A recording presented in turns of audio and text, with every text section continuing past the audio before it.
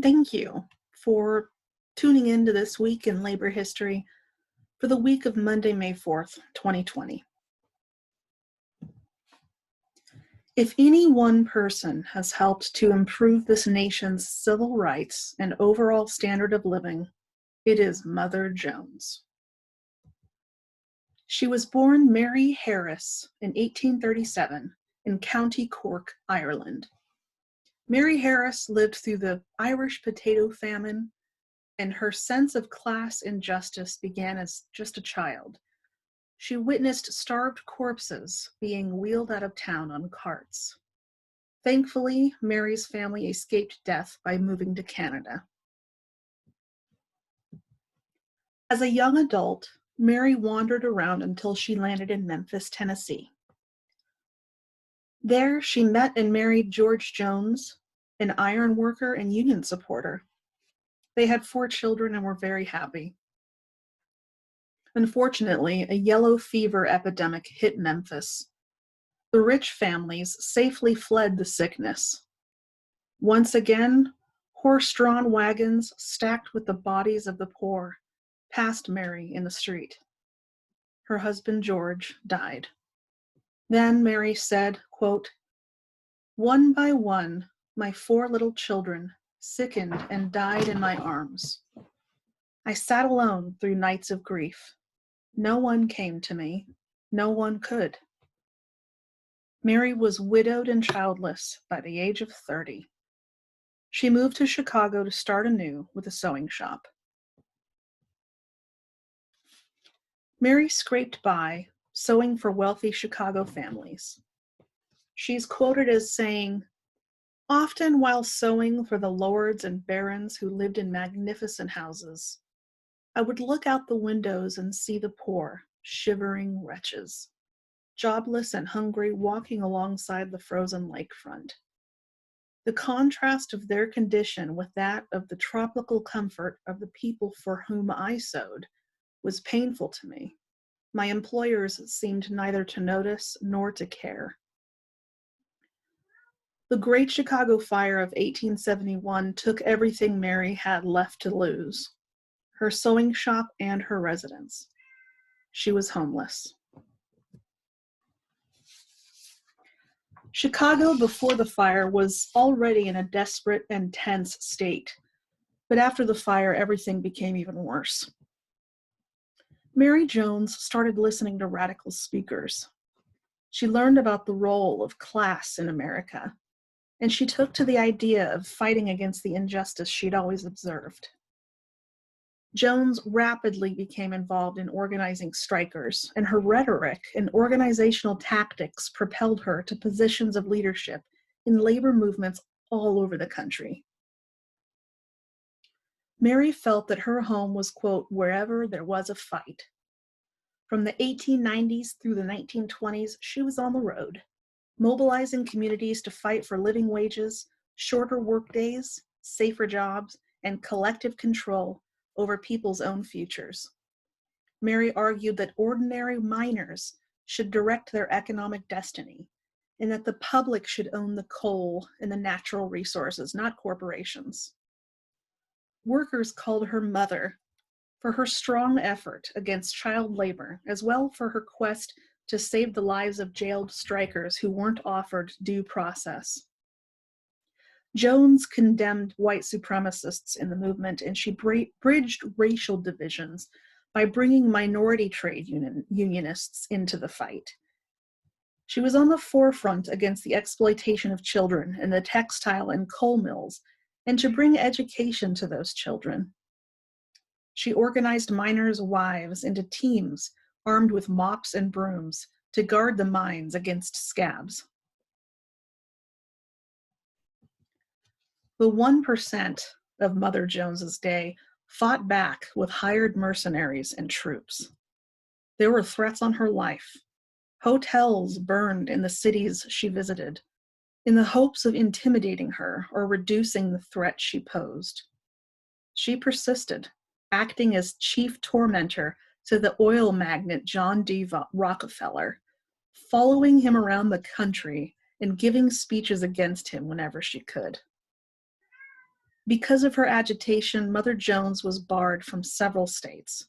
Her speeches were considered dangerous, and she was banished from many towns, and she was jailed more than any other union leader of the time.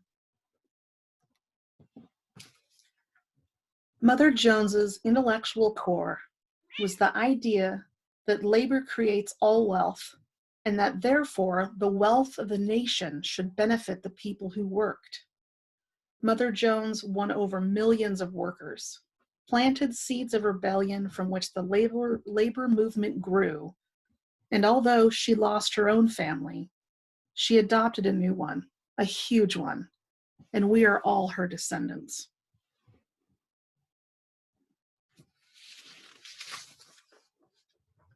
Throughout the 1800s, the struggle to shorten the workday was a central issue. The battle over hours was at least as important as the fight for higher wages. Work days lasted up to 16 hours, and work weeks lasted 6 or 7 days. For decades, workers pushed to establish a more humane schedule of work. Labor unions nationwide organized strikes on May 1st, 1886, to force employers across the country to agree on an 8-hour workday. 500,000 workers in the United States went on strike. In Chicago alone, 90,000 workers took to the streets, most of them European immigrants. The Chicago strike shut down most factories, except for one major employer, the McCormick Harvester plant. 3 months prior, McCormick locked out their union employees and was operating with strike breakers. In protest against the scabs, 500 workers protested outside of the McCormick plant.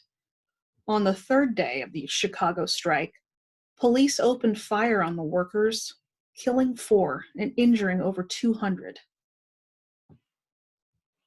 Outraged by the murders, workers gathered in a mass rally the following evening, May 4th, at Haymarket Square in downtown Chicago. The crowd of 3,000 protesters listened to speeches by movement organizers. By the end of the final speech, the crowd had dwindled to about 200 protesters. But because they were protesting police treatment, 180 police advanced in military formation on the crowd. As the cops moved on the speaker's stand, a bomb flew through the air and exploded in front of the police, killing one person instantly and wounding dozens of others. The police opened fire on the crowd, killing 38 civilians. 7 police officers were also fatally wounded in the melee of friendly fire from their own force. The next day, the mayor declared martial law. And so began the Haymarket Affair, the aftermath. Homes and union offices were raided. Hundreds of labor leaders were rounded up, all interrogated, many arrested. Eventually, 8 men were chosen to stand trial, most of whom had not even been present at Haymarket that evening. But all of them were effective labor organizers, and therefore hated by the ruling class of Chicago. 6 of the defendants were immigrants, 5 German, 1 British, which aided the effort to demonize them. None of the accused were directly charged with murder, since there was no evidence connecting them to the bomb. But they were charged with conspiracy to commit murder, and they were put on trial for their ideas and their radical labor activism. The trial was a miscarriage of justice, with fabricated evidence. Several jurors who declared the defendants guilty before the trial began, and no workers were allowed to serve in the jury. Newspaper headlines across the country screamed for blood, and the trial's outcome was obvious in advance. All 8 of the accused were convicted. 1 was sentenced to 15 years, and 2 were sentenced to life in prison. The remaining 5 were sentenced to execution by hanging. Only 4 were hanged, because the fifth committed suicide in his jail cell. 7 years later, the Illinois governor pardoned all 8 of the accused protesters, declaring that they were not proven guilty of the crime, but instead were victims of a biased judge and a packed jury. The 2 surviving protesters serving life sentences were finally released as a result of the pardon.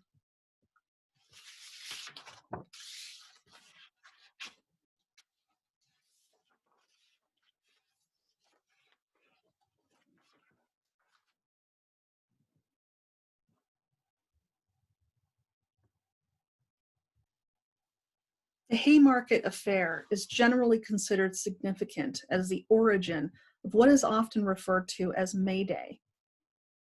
Also known as International Workers' Day or Labor Day in some countries, it's a celebration of laborers in the working classes and occurs every year on May 1st.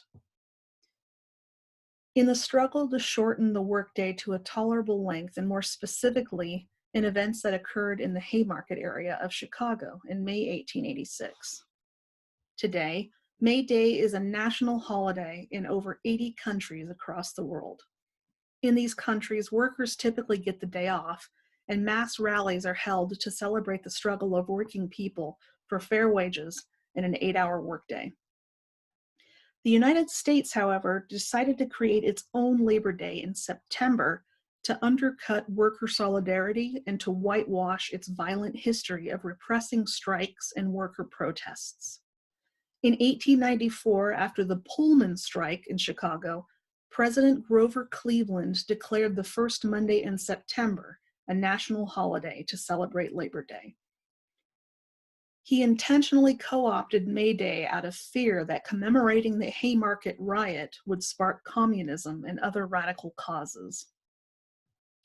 Other administrations also took action to make sure Americans wouldn't think of May Day. In 1958, President Dwight Eisenhower signed a law making May 1st Loyalty Day. It was first observed in 1921 during the first Red Scare. It was originally called Americanization Day, and it was intended to replace Labor Day.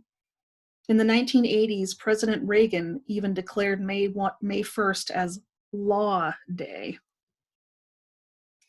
So each May 1st, while the rest of the world commemorates Labor Day or International Workers' Day, remember that it's worthy of remembering the Haymarket riot as a piece of U.S. history that gave rise to a global workers' movement. Thanks again for listening and for tolerating my cat.